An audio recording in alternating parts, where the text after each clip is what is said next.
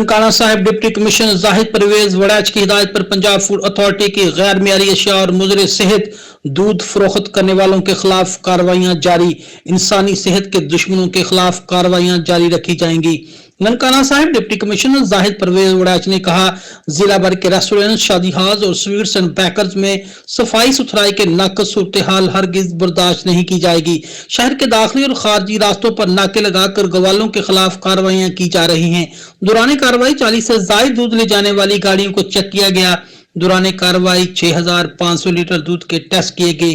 Food authority کی team نے 450 letter سے زائد غیر معیاری اور مضر صحت دودھ کو موقع پر تلف کر دیا، اور deputy director Punjab food authority نے اپنی ٹیم کے ہمراہ شادی ہاز، ہوٹل، سویٹس اینڈ بیکرز اور دودھ، دہی اور کریانے کی دکانوں کو بھی چیک کیا۔